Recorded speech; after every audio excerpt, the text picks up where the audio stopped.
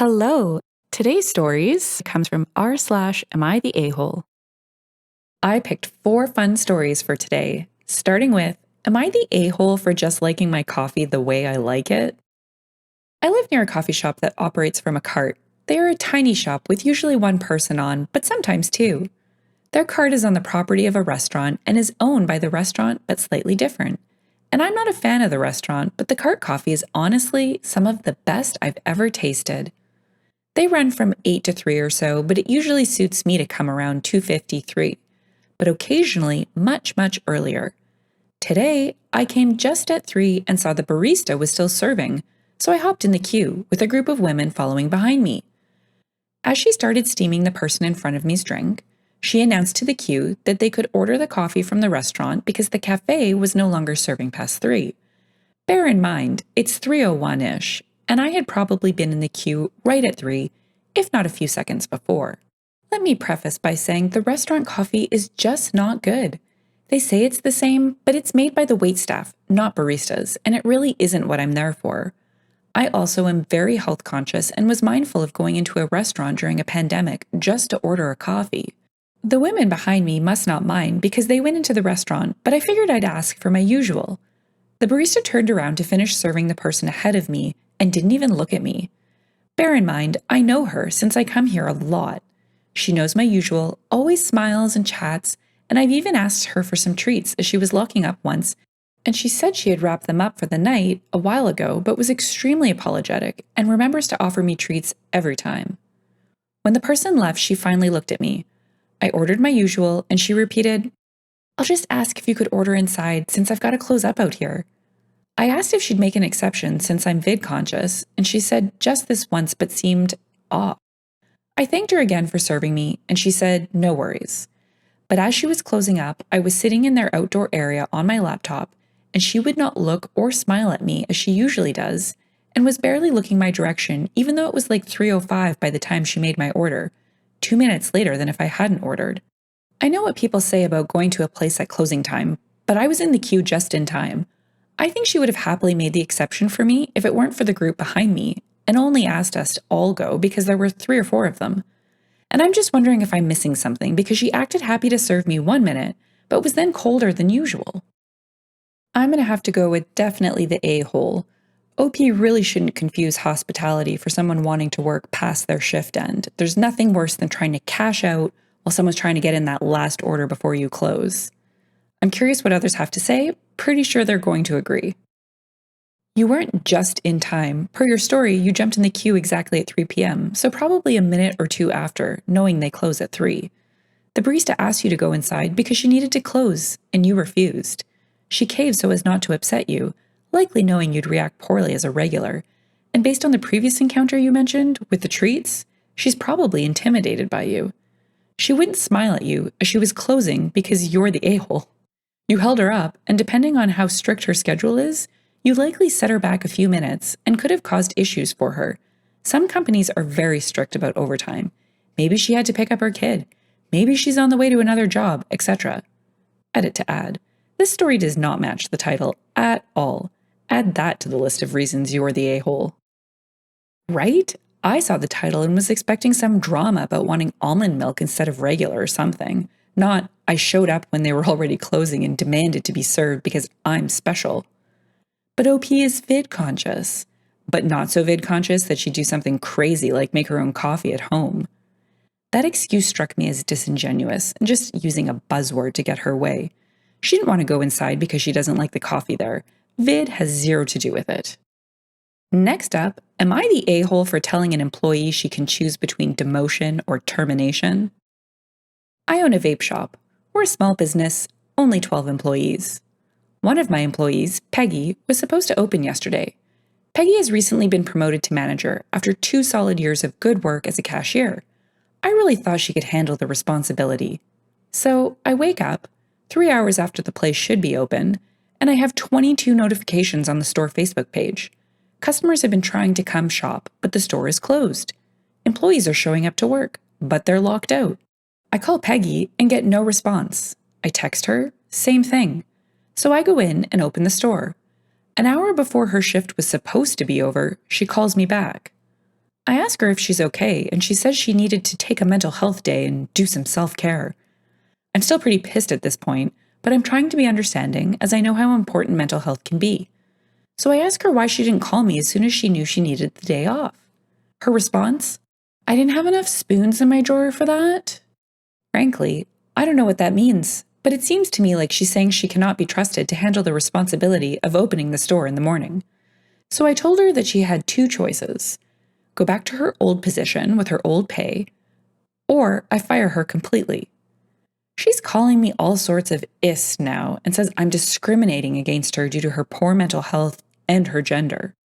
None of this would have been a problem if she simply took 2 minutes to call out. I would have got up and opened the store on time. But this no-call, no-show crap is not the way to run a successful business. I think I might be the a-hole here because I am taking away her promotion over something she really had no control over. But at the same time, she really could have called me. So, Reddit, I leave it to you. Am I the a-hole? 2 years of good track record aside, she should have just picked up the phone. OP's not the a-hole. I'm not sure others will agree, though. Let's hear what they have to say before we hit up the next story. Not the a-hole. You aren't taking it away because of her gender or poor mental health. You are reacting to her not following the sickness policy of contacting you before her shift. To be honest, not showing up or contacting anyone, I wouldn't have been giving her the choice. However, check that legally, you're okay with that. OP. I gave her the choice because I kind of feel like the whole thing is my fault. I promoted her past her level of success. She is an amazing cashier, so I figured I'd reward that. But being good at sales doesn't really translate to being a good manager. I'd be happy to have her here, doing her old job. The spoons thing is referring to spoon theory, a psychological theory regarding the amount of energy it takes someone to perform a task. In this example, a normal person might need 1 spoon to call out, but someone with mental chronic illness might need 4. Essentially, a way of explaining that it can be harder to do things when you have mental illnesses, in a quantifiable way. That being said, as a neurodivergent person, it is complete and utter BS that she didn't make herself call you. It isn't just her shirking a responsibility. It is her making a decision that affects your livelihood and the livelihood of 12 other people. Not to mention the way she affected the customers. Because how many more tried to come to the store and didn't say anything on the Facebook? If she didn't have enough spoons to work, fine. But if she can't be trusted to uphold her managerial duties, mental health, or otherwise, she doesn't deserve that responsibility. She doesn't deserve the raise and title that go with it. Not the a-hole. Now for our third story. Am I the a-hole for blowing up at my wife for going to her gender reveal appointment without me? My wife and I are expecting our first baby together. We made an appointment to find out the gender of the baby. To me, this is very important. I had hopes for a boy. Unfortunately, the day of the doctor appointment, I had to attend my friend's birthday that I remembered last minute. I asked my wife if we could cancel the appointment and go another day, but she looked shocked that I even considered canceling the appointment and going to my friend's birthday. I said I had no choice. She said canceling the doctor appointment was off the table because these appointments are restricted to specific time and date and we can't miss it, so she'll go alone. I told her no because that'd be selfish of her, and besides, this will ruin the news of finding out if the baby is a boy or a girl. She cut the discussion and told me to go to the birthday party. I did, then later found out she didn't cancel the doctor appointment and went with her mom. I came home seething and blew up at her. I started arguing with her about going behind my back and doing this without me. She said it wasn't her fault. I prioritized a party over my child. I told her I didn't prioritize anything. She literally could have canceled and we would have went another day, but clearly she was trying to steer the fight to a direction where I look like the neglectful and irresponsible one. We fought some then. She said I'm probably angry with her because it's a girl, but I responded that she was wrong. She went outside the room claiming I was stressing her out. Now acts like I owe her an apology on top of everything else, but I feel upset and like I was deceived by her. Am I the a-hole? Info. First off, Jesus, I swear I came here thinking I was somewhat justified in my frustration, but I was wrong, it seems. Although I just want to point out that I did not just go to the party without telling my wife and having a discussion with her first. Also, the friend lives 2 hours away, so I had to leave at 2 and the appointment was at 4. I did not know she went, and I would have appreciated it if she had at least was upfront with me about what she did. She could have said she was going anyway, but instead told me to go to the party and had me thinking she was going to cancel and reschedule. Edit. For those who are speculating on the type of parent I am or will be, really don't know enough to make those assumptions, so I'd appreciate it if you just focus on the conflict I just presented. Poor OP. There was really no good or right outcome here. He was either going to be the a-hole to his friend or the a-hole to his wife, and that's what happens when you don't write crap down. Let's read some comments before the next story. You're the a-hole. If I was your wife, I'd be pissed too that you decided to go to a birthday party that wasn't even important enough to remember about until the last minute. Well, it's a girl, so what's the point? Henry VIII will make time when she produces a male heir.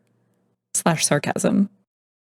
And now for the fourth story. Am I the a-hole for canceling dinner when my boyfriend bought a bell to the diner to grab the staff's attention?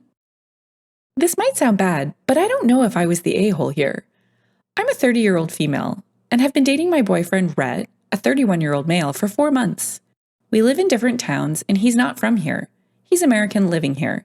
He usually visits on the weekends. This time, I decided to visit his town and eat out at a diner. Rhett was already there when I arrived to the diner. We talked some, checked the menu. Then, when it was time to order, he pulled a small bell out of his jacket pocket, lifted it up, then started shaking it. It produced a loud, annoying sound. My ears started hurting. I was so confused, I asked what he was doing, and he said that he was trying to get one of the waiter staff's attention. I said it was embarrassing and he should stop right then, but he kept shaking it. I cannot begin to explain the looks we received from everyone. I demanded him to stop, but he said not till someone came and took our order. I threatened to leave the place and cancel dinner if he wouldn't, and he kept doing it. Someone came already, but I'd already gotten up, took my purse, and started making my way out. He followed me and started arguing about walking out, but I told him that I couldn't take being embarrassed by him, and he got upset and said that he didn't get why I thought the bell was embarrassing. Explained that it was a perfect solution for no longer being forced to wait till someone shows up. I asked if it was acceptable to do this in America, and he said, yes, because it's a free country and people there usually don't give a crap. But I said it's inappropriate and embarrassing here. He said I was being too sensitive and overreacted over nothing. He insisted we go back inside, but I refused. We ended up leaving. He kept on about how I ruined dinner by canceling it and offending him by acting like his behavior is shameful. I said I had a right to give an opinion on what he's done, even if he thought what he was doing, but he basically told me to get off my high horse and stop calling his genius idea embarrassing. He's been sulking for days now and wanting an apology. Maybe I overreacted. Maybe it's nothing where he lives, but here it's just unacceptable. Definitely not the a-hole. I call BS on this guy. Nowhere in North America is it acceptable to bring a bell with you to a restaurant and start ringing it when you expect service. You're practically snapping your fingers at that point. Now let's hear him get roasted in the comments. American here. No, it's not. And yes, we would. That's incredibly rude and beyond inappropriate. You are not the a-hole, and your boyfriend is a rude, entitled a-hole who would be thrown out of most restaurants in the US for that sort of behavior. Not the a-hole. Only 4 months in, get out. Number 1, it is not acceptable in America. Number 2, if it is acceptable in his rude butt culture in a pocket of America, he should still conform to the norms of the country he is in. 3, the way one treats waitstaff is a good indicator of how he'll possibly treat you one day. Number 4, he ruined dinner with his shameful behavior. Don't forget 5, he's lying to you about American customs to get his way. Where I live in America, he'd be kicked out immediately, if not dragged out by another customer first. If you've enjoyed the story and would like to hear more, consider liking, subscribing, and leaving a comment. Thanks, and bye for now.